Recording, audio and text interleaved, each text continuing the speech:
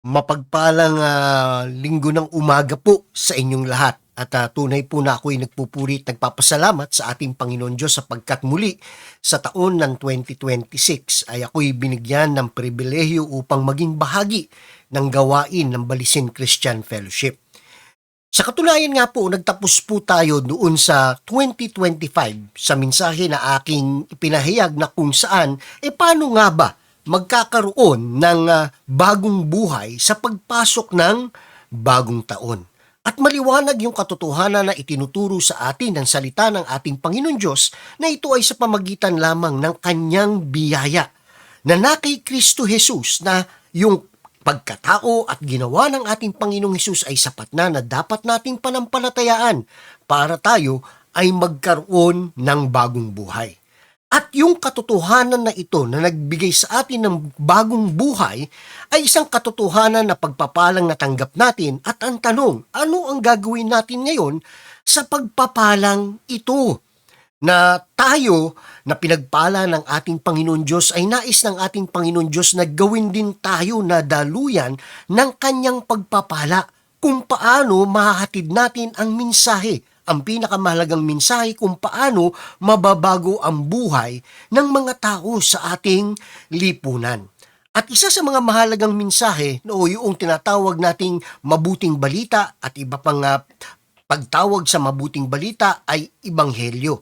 So paano nga ba natin ibabahagi ito? Kailangan po malaman natin yung mensahe sapagkat pagka tayo ay pamilyar dun sa mensahe ay kayang-kaya po natin itong ituro o ibahagi sa iba. Parang katulad ng isang pelikula na ating napanood. Di po ba, pagkagandang-ganda tayo dun sa pelikulang iyon, atin pong naiistorya ito dun sa mga tao na hindi pa nakakapanood. So nagbibigay tayo ng spoiler. Pero alam ninyo, ang mabuting balita, hindi po ito spoiler. Na kailangan po dun sa mga tao na hindi pa nakakapakinig nito, ito ay kanilang mapakinggan sapagkat ito ay ang mabuting balita ng ating Panginoon Diyos, ang kapangyarihan ng ating Panginoon Diyos para sa kaligtasan ng mga magkakaroon ng pananampalataya kay Jesus. Kaya naman po sa pagbabahagi ng ebanghelyo, may isang popular na kapamaraanan kung paano binabahagi ito. Isa rito ay ang tinaguriang Roman Road to Salvation. Kaya po yun ang aking pinili sapagkat may mga piling talata mo po mula sa Aklat ng Roma na maaari nating kabisahin. Maging pamilyar tayo. Tumimo sa ating puso't isipan na parang ito ay baon-baon na natin na tuwing tayo ay may makakausap na tao ay mayroon tayong masasambit, maibabahagi sa kanilang salita ng ating Panginoon Diyos sapagkat ang kailangan mapakinggan ng tao ay hindi yung ating opinyon. Ang mahalaga na dapat pong marinig ng tao mula sa atin ay yung salita na nagbago sa atin. At ang salitang nagbago sa atin ay ang salita ng ating Panginoon Diyos. Kaya may mga piling talata po mula sa Aklat ng Roma na maaari nating kabisahin sa mga ilang linggo na dadating. At ngayon pong linggong ito ay atin pong titingnan ang isang mahalagang talata sa Roma Kapitulo 3. Kaya ano-ano nga ba ang mga talatang ito at bakit mahalagang ibahagi ito na bahagi sa pagpapahayag natin ng mabuting balita? Ngunit una sa lahat, tingnan natin ano nga ba ang Aklat ng Roma. Sabi po ng ESV Study Bible, sabi nga po dito, Paul probably wrote Romans from Corinth. So sinulat po ito ni Pablo nung siya ay nandoon sa bayan ng Corinto at sinulatan niya ang mga mananampalataya na nakatira sa Roma on his third missionary journey in AD 57. Having completed his work in the eastern part of the Roman Empire, he hoped to travel to Rome and then on to Spain. Okay? So, meron pong direksyon ang ministeryo na tinatahak si Pablo na kung saan nais niyang ipahayag ang mabuting balita sa lahat ng tinatawag natin rehiyon ng Asya. But first, he needed to go to Jerusalem to deliver the money he had collected from the church there. sapagkat ang simbahan po sa Corinto ay mayaman na simbahan at noong mga panahon na yon ay naghihirap ang mga tao sa bayan ng Jerusalem sapagkat sila po ngayon ay dumadaan ng ika nga pag-uusig na matindi sa imperyo ng Roma. Kaya nagkakaroon ng kaguluhan sa bayan ng Jerusalem at nagkakaroon ng kakulangan, ika nga, ng pagkain sapagkat sa mahal ng bilihin. Then sabi rin po dito sa ESV Study Bible, the theme of Romans is the revelation of God judging and the saving righteousness in the gospel of Jesus Christ. In the cross of Christ, God judges sin and yet at the same time manifests His saving mercy. At yun ang napaka mahalagang talinghaga doon sa nangyari sa krus ng Kalbaryo. Doon sa krus, atin po lagi itong nakikita na ito ay ang pagliligtas ng ating Panginoon Diyos sa atin. Ngunit doon din sa krus, nandoon din ang mensahe kung paano ibinuhos ng Panginoon Diyos ang tindi ng kanyang puot galit laban sa kasalanan. At ang tumanggap ng pagpaparusa sa kasalanan ay tinanggap ng ating Panginoong Hesus Kristo. Kaya naman basahin po natin ang buong Roma, Kapitulo 3, talatang 9 hanggang 12. Bagamat ang ating pong bibigyang pansin ay ang talatang 10, ngunit para makuha po natin yung halaga noong talatang 10 ay kailangan malaman natin ano ba ang sinasabi dun sa unang talata at dun sa sumusunod na talata na nakapaloob ang talatang 10. Sa Roma Kapitulo 3, talatang 9 hanggang 12, mababasa po natin. Ano ngayon ang kalagayan ba natin mga Hudyo? Ay mas mabuti kaysa sa mga Hintil? Hindi tulad nga ng aming napatunayan na ang lahat ng tao ay nasa ilalim ng kapangyarihan ng kasalanan, maging Hudyo o Hintil man. Ayon sa nasusulat, walang matuwid, wala kahit isa. Walang nakakaunawa, walang naghahanap sa Diyos. Ang lahat ay lumihis ng landas at nagpakasama. Walang gumagawa ng mabuti, wala kahit isa. Ito po ay maaring masakit na katotohanan. Maaring, sandali, Pastor, di po ba ang pag-uusapan natin ay ang mabuting balita? Ngunit mananamnam lang po natin ang tamis ng mabuting balita pagka atin alam kung ano ang pait ng masamang balita. Yung katotohanan na kung saan ay binibigyan ng liwanag ang katotohanan kung sino tayo. Hindi lang tayo kundi lahat ng sangkatauhan sa harap ng banal na Diyos. Kaya ngayong umaga po ay sagutin natin ang tanong, anong sinasabi ng Diyos ukol sa katayuan ng sangkatauhan? Dito po ay maliwanag, dun sa talatang 10 ay mababasa po natin yung sinabing ayon sa nasusulat, na kung saan ay sinasabi po ni Pablo na mensahe sa mga mananampalataya nun at mensahe para sa atin na yung kanyang itinuturo ay katotohanan na kung saan ay hindi ito nagmumula sa kanya. Ang katotohanan na ito ay nasusulat sapagkat ito ay nandoon na sa kasulatan ng ating Panginoon Diyos. Nasa sa kanyang salita na pinaninindigan ng mga Hudyo noon at ng maraming mga Kristiyano na ang laman ng lumang tipan ay mensahe na ang nagmula sa ating Panginoon Diyos at ang mensaheng ito ay ang kanyang salita. Na ang salitang ito ngayon ang ipinapahayag ni Pablo sa mga mananampalataya patungkol sa katauhan ng sangkatauhan. Hindi natin tinitingnan kung ano ang opinyon natin sa sangkatauhan o tinitingnan natin ang katayuan ng tao ayon sa pamantayan natin. Sapagkat yung pamantayan natin ay masasabi natin na ayon lamang dun sa kung ano ang ating nakikita. Hindi natin nakikita kung ano ang nilalaman ng puso't isipan ng tao. Ngunit ang ating Panginoon Diyos, alam po niya ang kabuuan ng katauhan ng tao. Yung mga bagay na hindi nakikita, yung laman ng ating puso't isipan, alam niya.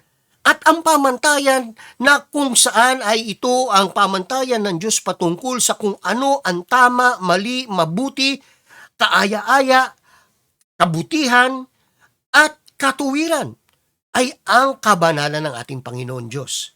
Kaya nga po sa harap ng infinitely holy God, ito po ang ginamit ko na pagdidescription sa ating Panginoon Diyos. Infinitely holy God. Sapagkat katulad ng sinabi nga ni Pastor Mike kanina, maaabot ba natin ng 100% yung pagiging ika nga mabuti? Lalong-lalo na hindi po natin maaabot ang masigit pa sa 100% sapagkat pagka sinabi po natin infinite, hindi po ito nasusukat, masigit pa po ito kesa sa 100%. At ito ang pamantayan ng kabanalan ng ating Panginoon Diyos. Na ang ating Panginoon Diyos pagka tayo ay tiningnan sa katayuan ng ating katauhan ngayon, na maaaring, hindi naman ako ganun kasama, pero sandali, maaaring yung pamantayan mo ay yung pamantayan ng iyong persepsyon kung ano ang mabuti. Pero ang ating Panginoon Diyos, ang kanyang kanyang pananaw kung ano ang mabuting at masama ay ang pamantayan ng kanyang hindi masukat na kabanalan. Kaya naman sa harap ng infinitely holy God, ang sangkatauhan, maliwanag po dun sa talatang 9, nasa ilalim ng kapangyarihan ng kasalanan. Kaya naman pagka ang pamantayan ng ating Panginoon Diyos ay ang kanyang kabanalan, makikita natin, sandali, ano ang katayuan ko? Hayag sa harapan ng ating Panginoon Diyos ang katotohanan kung sino ako. At sa harapan ng ating Panginoon Diyos, una sa lahat makikita na tayong lahat ay nasa ilalim ng kapangyarihan ng kasalanan. Sabi nga po ni Pablo, ano ngayon ang kalagayan ba natin mga Hudyo ay mas mabuti kaysa sa mga Hintil? Dito ay parang may angking kumpiyansa ang mga Hudyo kasi na alam nila na sila yung unang nakatanggap ng kautusan ng ating Panginoon Diyos. Na ang ating Panginoon Diyos ay sila ang tinaguriang chosen people of God. Kung paano ipinakita ng ating Panginoon Diyos, ipinamalas ng ating Panginoon Diyos ang kanyang biyaya sa kanila. Na kung paano sila niligtas ng ating Panginoon Diyos at ginawa silang isang bansa na para sa ating Panginoon Diyos. Ngunit ang ibig sabihin ba nito na yung buong bayan ng Israel ay angat kaysa sa lahat ng mga tao? Kaya dito sinabi nga po ni Pablo, alam ninyo, ang pagkakaiba lang natin sa lahat ng mga tao sa mundo ang biyaya ng ating Panginoon Diyos. Ngunit sa harapan ng ating Panginoon Diyos, katulad din tayo ng lahat ng tao. Hindi tayo naiiba dun sa mga hintil na tinatawag nating mga makasalanan. Yun ang pananaw ng mga Hudyo sa mga hindi nila kapwa Hudyo, na ang mga hindi Hudyo ay papuntang impyerno. Ngunit ito ay pag-aakala nila na doon sa katayuan nila na sila'y ipinanganak na Hudyo. Ngunit dun sa pag-aakalang iyon, akala nila ay matuwid sila sa harapan ng ating Panginoon Diyos. Sabi nga dito ni Pablo, tulad nga ng aming napatunayan na ang lahat ng tao, so kasama sila ng mga Hudyo, kasama ang mga Hintil, kasama ang lahat ng tao sa mundo nung panahon nila, nung mga tao na nauna sa kanila, tao na ipapanganak pa lang, mga tao sa panahon natin, sa harapan ng ating Panginoon Diyos, wala pong matuwid, wala kahit sino man. Lahat tayo ay nasa ilalim. Tingnan ninyo po ang lahat ng tao ay nasa ilalim ng kapangyarihan ng kasalanan, maging Hudyo man o Hintil. Alam ni Pablo na ang mataas na pagtingin ng Hudyo, lalong-lalo na ng mga reliyosong tao, dahil sila ay ipinanganak na bahagi ng bayang pinili ng Diyos, ay may angking kabanalan, sapagkat ito ang sinasabi ni Moses dun sa lumang tipan, noong sila ay niligtas ng ating Panginoon Diyos. So yung katotohanan na ito, baga parang naka-imprint, no?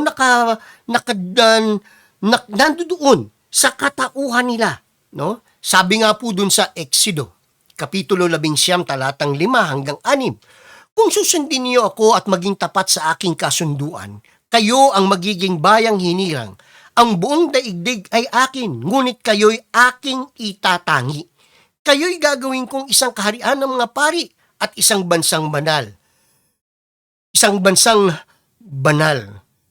Iyan ang sabihin mo sa mga Israelita. So baga parang ang mga Israelita noon at hanggang ngayon, yung mga relihiyosong Israelita, ito ang pananaw nila sa kanilang sarili. Ngunit, pag binasa po natin ang Roma, makikita po natin na binigyan ng pansin ni Pablo sa Roma Kapitulo 9 na sinabi niya, hindi lahat ng mga Israel ay Israel. Na kung saan, sandali, talaga nga ba ng lahat ng mga tao na bahagi ng bansang Israel na kung saan ang sinabi ng ating Panginoon Diyos, isang bansang banal, ay tunay nga bang banal? At ano nga ba ang makapagpapabanal sa isang tao na masasabing niyang siya ay bahagi ng isang banal na bansa? Ngunit ito yung maling pag-aakala ng mga Hudyo noon.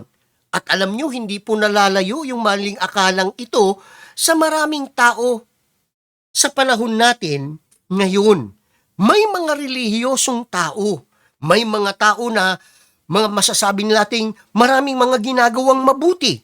At pagkatitingnan natin yung mga tao na kung saan baring sa tingin natin na hindi ko kapantay ang mga taong ito pagdating sa gawang mabuti.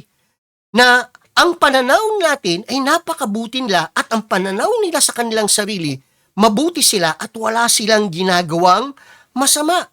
Kaya naman may mga taong mayayaman na may mga ginagawang mabuti sa pamagitan ng kanilang yaman ay matatawag silang mga pilantropo. At dahil doon sa pagiging pilantropo nila, masasabi nilang hindi naman ako ganun kasamang tao.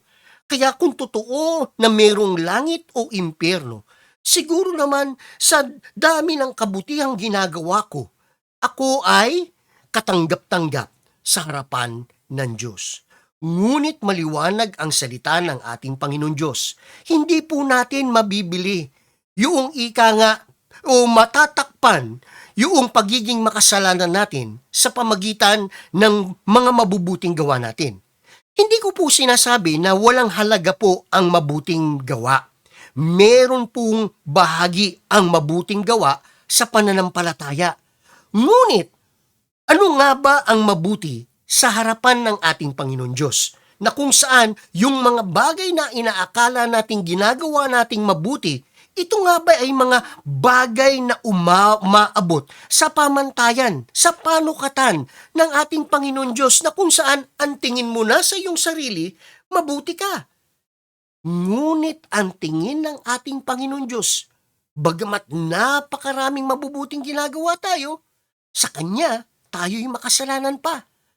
Ilang ulit ko na po rin binibigyan ng pansin yung talata sa Mateo Kapitulo 9 at sa talatang Kapitulo 24 na sa harapan ng ating Panginoon Diyos, may mga relihiyosong tao na tatayo sa pagdating ng panahon sa Kanya. Ngunit itong mga relihiyosong taong ito, pagharap nila sa ating Panginoon Diyos ay magugulat sapagkat akala nila ay mabuti. Marami silang ginagawang paglilingkod sa Diyos. Ngunit sa harapan ng ating Panginoon Diyos, anong sasabihin ng Diyos sa kanila? Lumayo kayo sa akin kayong mga gumagawa ng masama. Kaya nga po si Pablo, ang sabi nga po niya, binigyan niya ng diin. Dun sa ikalawang bahagi ng talatang 9, tulad nga ng aming napatunayan na ang lahat ng tao ay nasa ilalim ng kapangyarihan ng kasalanan. So kung ikaw ay nasa ilalim ng kapangyarihan ng kasalanan, at yung inaakala natin mabuti na ginagawa natin, ay maaaring hindi naman talagang mabuti sapagkat ginagawa lamang natin iyon sapagkat gusto natin. Hindi natin ginagawa kung ano ang kalooban ng Diyos na may pananampalataya sa Kanya na sinusunod natin siya. Kaya maaaring yung ginagawa natin ay hindi talaga mabuti. Kung hindi, ginagawa pa rin natin, basta. Ito po ang tatandaan natin ha, pagka ang magbagay na ginagawa natin ay naaayon sa kalooban natin, ang kalooban natin na nasa ilalim ng kapangyarihan ng kasalanan, lahat ng bagay na ginagawa natin, hindi po ito katanggap-tanggap sa Diyos. Kaya naman, ano ang sabi ng ating Panginoong Hesus sa katotohanan ng katayuan ng lahat ng sangkatauhan? Sabi nga po ng ating Panginoong Hesus, pagkatandaan ninyo, ang gumagawa ng kasalanan ay alipin ng kasalanan. Ilang kasalanan po ang kailangan nating gawin para tayo ay tawaging alipin ng kasalanan? At isipin po natin, gaano kadami ng kasalanan ang ginawa natin? Gaano na kadaming pagsuway sa ating Panginoon Diyos ang nagagawa natin? Di po ba pamilyar tayo doon sa katagang ignorance of the law excuses no one? Kung sa batas ng tao, pagka hindi po natin alam kung ano ang ipinag-uutos na nakasalaad sa batas, ay tayo po ay guilty na ng pagsuway sa batas. Lahat ng tao na kahit hindi po nila alam ang kautusan ng ating Panginoon Diyos, ang batas ng ating Panginoon Diyos, at wala tayong pagsunod sa kanyang kalooban, ginagawa po natin kung ano ang gusto natin, tayo po ay nagkakasala laban sa Diyos. Kaya makikita natin na ang katauhan natin nung tayo ay wala pang pananampalataya kay Kristo Jesus, pananampalataya na doon magsisimula ang ating pagsunod sa Kanya, ay maliwanag ang katotohanan na tayo ay alipin ng kasalanan. Hindi po, kung bibilangin po natin, kung gaano kadami ang kasalanan ating nagawa, sa totoo lamang po, hindi po natin mabibilang. Sapagkat ang ipinapahayag lang po sa pag-amin natin sa sarili natin, tunay nga na makasalanan ako. At din, sinabi rin po dito sa talatang ating pag-aaralan, dun sa talatang 10 at 12, 10 at 12, na sa harapan ng infinitely holy God, ang sangkatauhan ay walang matuwid, walang gumagawa ng matuwid. So baga parang hindi mahirap na isipin yung katotohanan kung ako ay makasalanan, yung mga bagay na ginagawa ko, alam ko, hindi katanggap-tanggap sa Diyos. Bagamat akala ko sa sarili ko, sa tingin ko naman matuwid, sa tingin ko naman mabuti, kasi ang pamantayan ko ay napakababa. Ang pamantayan ng karamihan sa atin patungkol sa kung ano ang matuwid at mabuti ay napakababa at napakabait natin, ika nga, sa sarili natin. At maaaring mabait din tayo sa pananaw natin kung patungkol sa kabutihan ng mga tao sa paligid natin. Ngunit tandaan natin, ang pamantayan palagi kung ano ang matuwid at mabuti ay ang infinitely holy God. Kaya kung ating nanamnamin ang katotohanan ng kabanalan ng Diyos, ito ay dapat magbigay sa atin ng takot. Na sandali, yung bang mga bagay na ginagawa ko talaga nga bang nakakaabot sa pamantayan ng ating Panginoon Diyos? Tuloy naalala ko po ang storya ng isa doon sa mga heroes of faith sa kasaysayan, si Martin Luther. Alam niyo po si Martin Luther, bago po niya na-experience yung makatotohanang pagbabago ng buhay, pananampalataya, na dun sa pananampalataya, alam niya siya ngayon katanggap-tanggap sa Diyos, na kanyang pinagpupunyagian yung kung paano siya magiging matuwid sa harapan ng ating Panginoon Diyos. Paano siya magiging mabuti. At alam niya na kailangan niya ang kapatawaran mula sa Diyos. Kaya naman, nung siya ay nandun sa kumbento, dun pagiging monghe, napapagod yung mga kapwa-pari niya na makikinig sa kanyang pagkukumpisal. Sapagkat ang sabi nga po ng kasaysayan, pagka si Martin Luther ay nagkumpisal sa isang araw, aabuti ng 2 hanggang 3 oras ang kanyang pagkukumpisal para ihingi ng kapatawaran ang mga kasalanan Lahat ng mga kasalanan, kahit napakaliit na bagay na alam niyang mali na ginawa niya, ikukumpisal niya ito sa ating Panginoon Diyos. Sapagkat bahagi nga doon sa kaisipan ng sa kaisipan ng ni Martin Luther noon, yung kahalagahan ng pagkukumpisal at matanggap niya yung tinatawag na absolusyon doon sa kanyang mga kasalanan. Kaya siya ay laging nagkukumpisal, napapagod yung nakikinig sa kanyang pagkukumpisal, pero araw-araw na lang nakikita niya ang kanyang sarili na hindi siya matuwid sa harapan ng ating Panginoon Diyos. Kaya nga sabi rito sa Roma Kapitulo 3, talatang 10, ayon sa nasusulat, walang matuwid, wala kahit isa. Kaya nga po nung Pasko, nung mga mensahe ko sa araw ng Kapaskuhan, nung dumating tayo sa pagtuturo sa pagpili ng ating Panginoon Diyos kay Maria, ay sinabi natin na kailangan maranasan ni Maria ang biyaya ng ating Panginoon Diyos, ang pagkilos ng banal na Espiritu kay Maria. Sapagkat kung hindi pababanalin ng banal na Espiritu ang katauhan ni Maria, hindi siya magiging karapat-dapat na maging sisidlan ng pagkakatawan tao ng ating Panginoon Diyos, sapagkat maliwanag ang salita ng ating Panginoon Diyos. Walang matuwid, wala kahit isa. Ang tanging makakapagbago sa katayuan ng tao ay ang Diyos lamang. So ang lahat ay lumihis ng landas at nagpakasama. Walang gumagawa ng mabuti, wala kahit isa.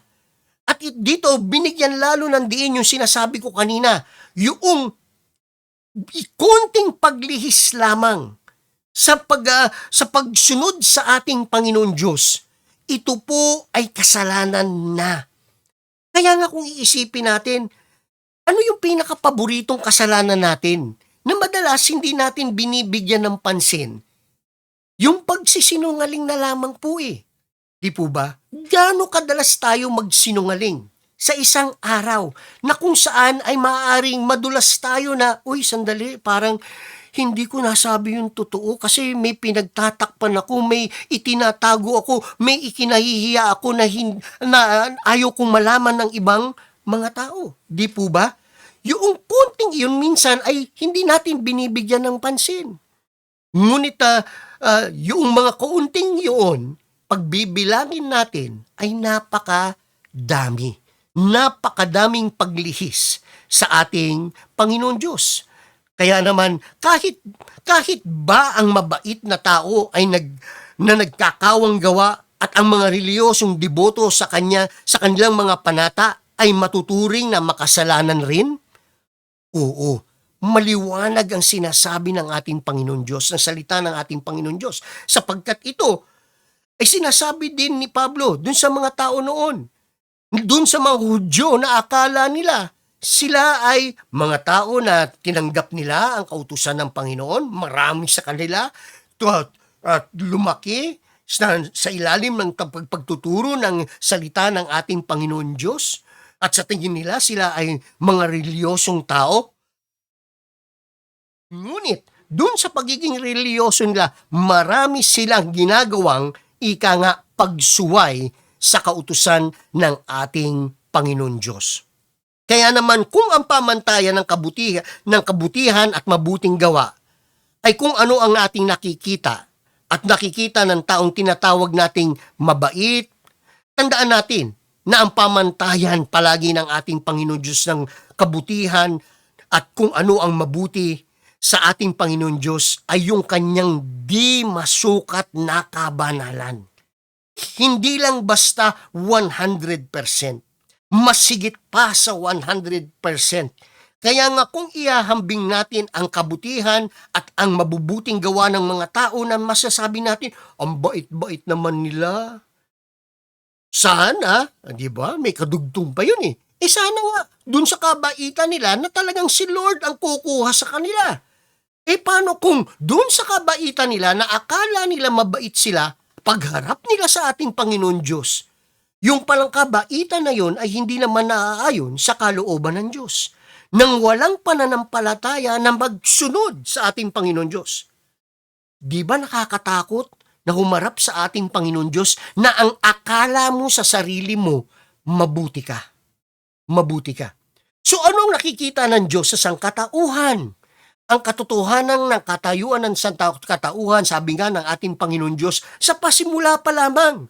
Sa Henesis Kapitulo 6, Kapitulo 6, talatang 5 hanggang 6, nakita ni Yahweh na laganap na ang kasamaan ng tao sa daigdig at puro kasamaan na lamang ang palaging nasa isip nito. Kaya't labis na ikinalungkot ni Yahweh na nilikhapan niya ang tao. Sa harapan ng banal na Diyos, wala po tayong maitatago. Alam ng ating Panginoon Diyos ang katotohanan ng ating pagkatao. Alam ng ating Panginoon Diyos at bilang niya, alam ng ating Panginoon Diyos kung gaano kadami na ang kasalanang ginawa natin. Kung tayo hindi natin mabilang, ang ating Panginoon Diyos, ang kanyang katalinuhan na hindi natin maarok, alam niya kung ilan. Kaya naman, sabi ng ating Panginoong Hesus, pinatutuhanan din ng ating Panginoong Hesus ang katotohanan ng pagiging masama natin. Yung hindi natin hindi natin makayang gumawa ng mabuti na naaayon sa pamantayan ng Diyos. Sabi ng ating Panginoong Hesus sa Mateo Kapitulo 5, 15, talatang 11, sapagkat sa puso nang gagaling ang masamang kaisipan. Kaya kung ang kaisipan natin, doon pa lamang nagsisimula na ang kasalanan. Kaya nga sa pamantayan ng ating Panginoong Hesus, pagka ikaw ay tumingin ng may pagnanasa isang babae, ikay nangangalunya na. Kung ikaw ay naiinggit doon sa kapwa mo at ikaw ay parang gusto mo meron ka rin doon, nagnanakaw ka na. Sa isip mo pa lamang nagkakasala ka na. So masamang kaisipan, pagpatay, pangangulinya, pakikiapid, pagnanakaw, pagiging saksi para sa kasinungalingan at paninirang puri. Nako, ito na lang paninirang puri. Kumyari, pag-pray natin si sister, kasi si sister may, nakita ko parang may ginagawa siya.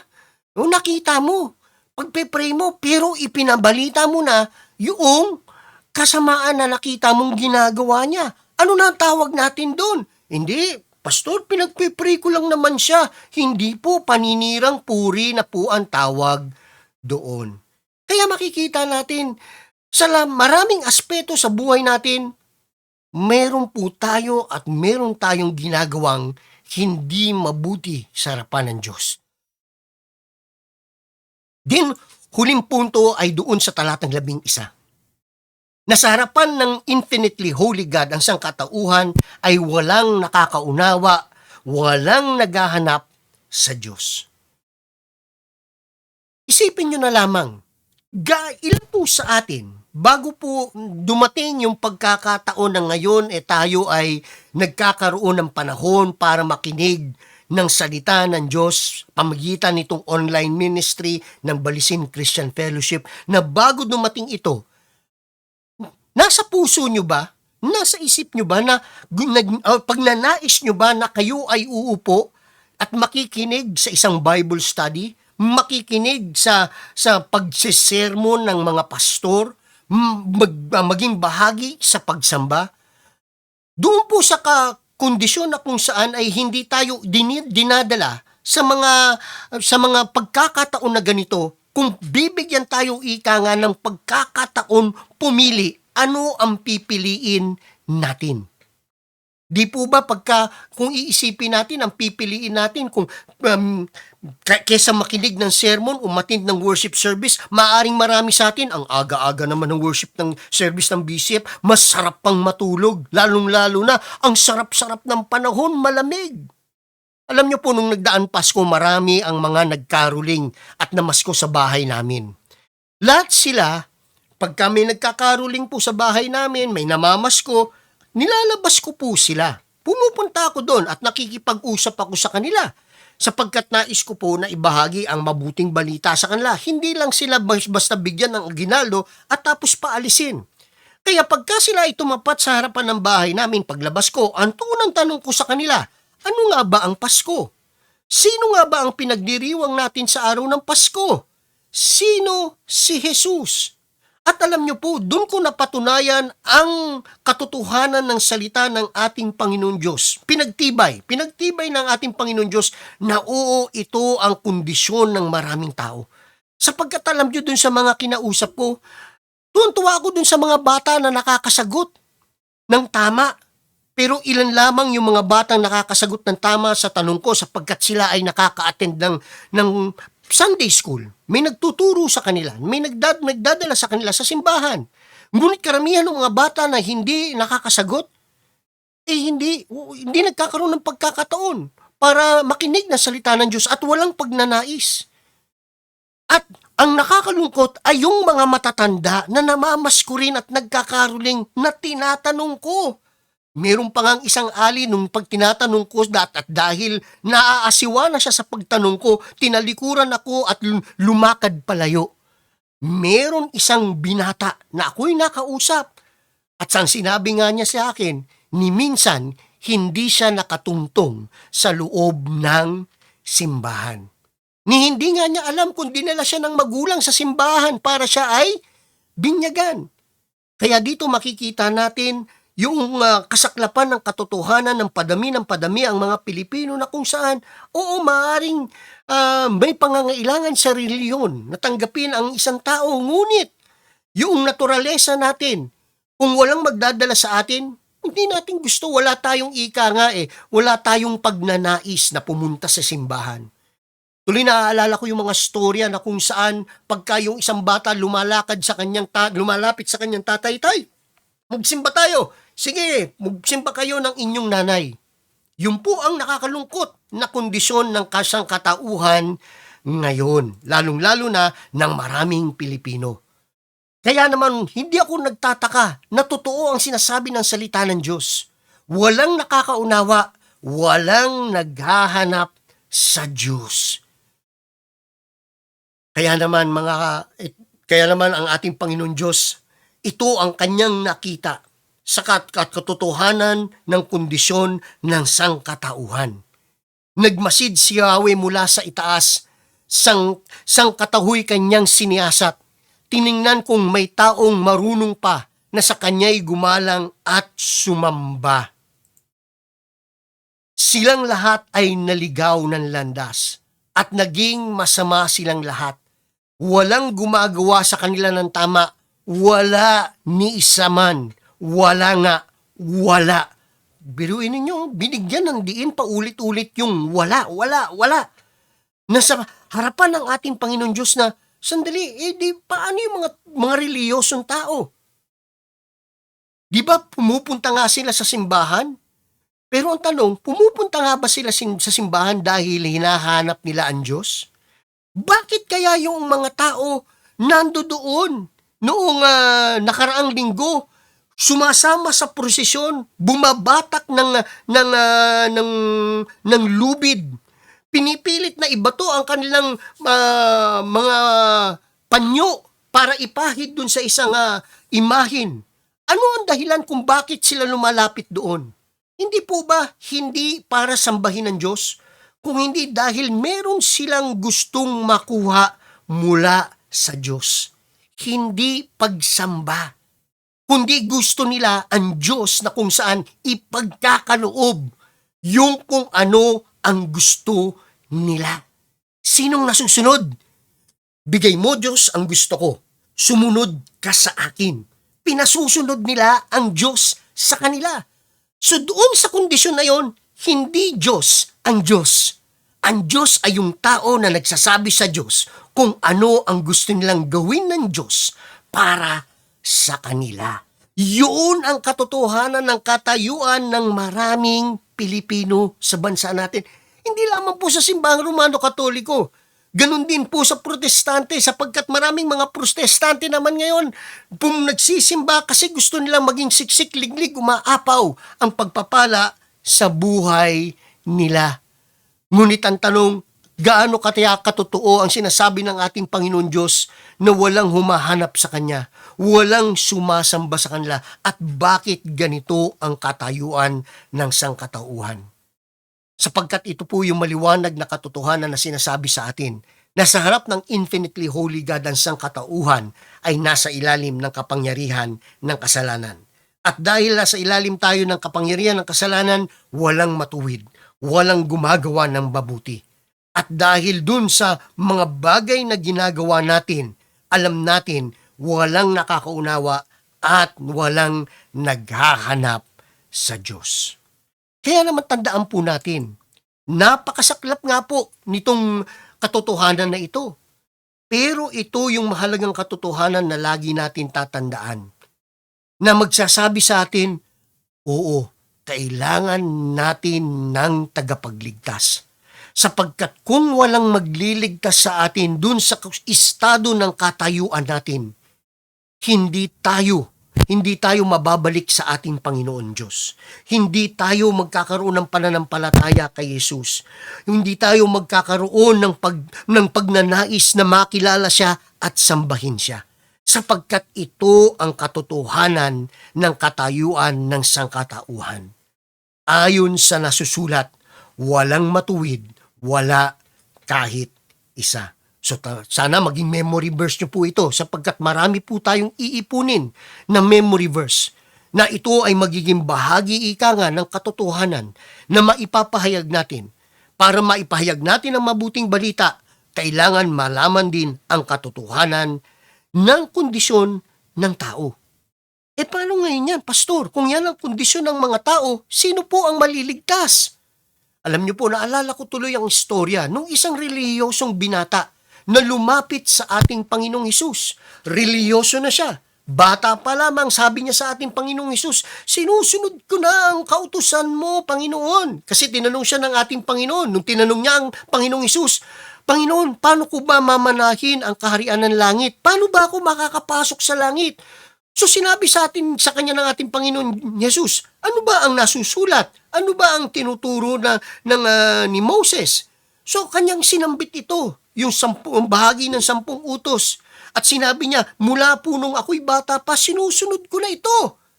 Ngunit nung siya'y nilingap ng ating Panginoon Diyos, ng ating Panginoong Hesus, may sinabi sa kanya ang ating Panginoong Hesus, itong gusto kong gawin mo, sapagkat ito ang kulang sa iyo. Ipagbili mo ang iyong lahat ng ari-arian, ibigay mo ang napagbentahan mo sa mga mahihirap, at sumunod ka sa akin. Sumunod ka sa akin. Ako ang bigyan mo ng prioridad. Sumama ka sa akin. Maging disipulo kita. At paano tumugon yung mayamang lalaking ito na sa tingin niya ay relihiyoso siya? Malungkot siyang umalis sa harapan ng ating Panginoong Hesus. At nung umalis yung mayaman na yun, sinabi ng ating Panginoong Hesus sa kanyang mga alagad, mas madali pa para sa kamelyo ang dumaan sa butas ng karayom kaysa sa isang mayaman pa na pumasok sa kaharian ng langit. Kaya naman yung mga disipulo ng ating Panginoong Hesus nagtaka, kung ganito, itong mamamang ito mabait na. May pagsunod na ginagawa sa harapan ng ating Panginoon Diyos. Ngunit, lumapit siya sa ating Panginoong Hesus, hindi dahil meron siyang pananampalataya kay Jesus at nais niyang sumunod kay Jesus at ang binibigyan niya ng pahalaga ay ang Diyos at ang kalooban ng Diyos. Lumapit siya sa Jesus sapagkat yung sa kalooban niya, kung meron na akong maayos na buhay ngayon, gusto ko, pagdating ng panahon ako'y namatay, gusto ko maayos pa rin ang buhay ko. Gusto ko, nasa langit ako. Kaya naman yun ang hinamon ng ating Panginoong Hesus sa kanya. Sumunod ka sa akin. Kaya naman lalong nagtaka ang mga alagad, kaya't nagtanong, kung gayo'y sino kaya ang maliligtas? At yun ang maaaring maging palaisipan sa atin. Sino ngayon maliligtas, Pastor? Kung kung walang matuwid sa harapan ng ating Panginoon Diyos. Kaya naman sinabi ng ating Panginoon Diyos, tiningnan sila ni Jesus at sinabi sa kanila, hindi ito kayang gawin ng tao. Hindi natin kayang gawin na maging matuwid tayo sa ating Panginoon Diyos.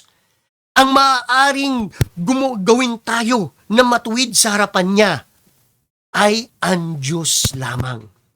Ngunit hindi ito imposible sa Diyos, sapagkat ang lahat ng bagay na ay kayang gawin ng Diyos. At yung kayang gawin ng Diyos para iligtas tayo at gawin tayong matuwid sa harapan niya ay ginawa niya sa pamagitan ni Kristo Jesus. Yung hindi kayang gawin ng tao na pagsunod sa Diyos, tapat na sumunod ang ating Panginoong Hesus. Yung hindi natin kayang ialay ang buhay natin sa Panginoon Diyos, inalay ni Jesus ang buhay niya. Yung hindi natin, yung ayaw natin matanggap mula sa Diyos, yung kaparusahan ng Diyos, tinanggap ni Jesus para sa atin. At dahil dun sa katauhan at ginawa ni Kristo Jesus, yung imposible para sa tao, ginawang posible ng Diyos. Na tanging ang ating Panginoon Diyos lang sa pamagitan ni Kristo Jesus, tayo ay gagawing matuwid ng ating Panginoon Diyos. At ito ay sa pamagitan ng kanyang biyaya lamang na kay Kristo Jesus lamang na dapat panampalatayaan natin. Na sa pamagitan lamang ng pananampalataya, tayo ay magiging matuwid sa harapan ng Diyos. Hindi dun sa katuwiran natin, kung hindi naayon sa katuwiran ni Kristo Jesus lamang. Tayo po ay manalangin. Dakilang Diyos sa manaming sangit, kami po ay nagpupurit, nagpapasalamat sa katotohanan ng mabuting balita ninyo. Panginoon, marami sa amin hanggang ngayon ay gulong-gulo ang aming isipan na kung saan ay gusto namin na mabago kami. Ngunit parang ang ilap, Panginoon, ang pagkakaroon ng bagong buhay. Sapagkat ang katotohanan, kami po ay alipin pa rin ng kasalanan. Ngunit Panginoon, ngayon ang mabuting balita ay ipinapahayag sa kanila na ang pagbabago sa buhay ay posible. At ang makakagawa nitong sa kanila ay kayo, Panginoon, sa pamagitan ng kapangyarihan ng inyong biyaya. Kaya aking Panginoong Diyos, aking itinatagubilin ang lahat ng mga nakikinig ngayon, nawa, Panginoon, lingapin niyo sila ng inyong biyaya. Biyaya na kung saan ang mga pusong bato ay papaltan mo ng pusong laman. Ang mga patay sa kasalanan, ang mga alipin na kasalanan, Panginoon, bibigyan ng buhay at palalayain sila. At sila, Panginoon, ay magkakaroon ng pananampalataya at kanilang isusuko ang kanilang buhay kay Jesus. Panginoon, sa biyaya mo, sa pagkilos ng iyong banal na Espiritu, nawa ang katotohanan na ito ang magpalaya sa amin. Na kung saan, Panginoon, kami ngayon lumalapit kay Jesus. Sapagkat sa kapangyarihan ninyo, Panginoon, sa pamagitan ng pangangaral ng salita ngayon, kami ay inilalapit ninyo kay Jesus. Panginoon, sinusuko namin ang buhay namin sa inyo. Panginoon, tanging kayo ang maaring tumanggap sa amin. At sa pagtanggap ninyo, Panginoong Hesus, magiging katanggap-tanggap kami sa harapan ng Diyos. Tanging sa katuwiran nyo lang, Panginoon, kami ay magiging matuwid, kaaya-aya. At Panginoon, yung katuwiran mo ang kailangan namin at ang pananampalataya sa katuwiran mo na meron kami ngayon ay magiging matuwid ang aming buhay. Kaya nawa, Panginoon, ang pagbabago, nawa ay ipagkaloob nyo sa amin sa kapangyarihan ng inyong biyaya na kay Kristo Jesus, na sa kapahayagan ng mabuting balita, Panginoon, nawa ang mabuting balitang ito ay maging daan para sa aming kaligtasan. At kami, Panginoon, ay maging mensahe rin ng kaligtasan sa iba. Sa pangalan ni Kristo Jesus. Amen. Amen.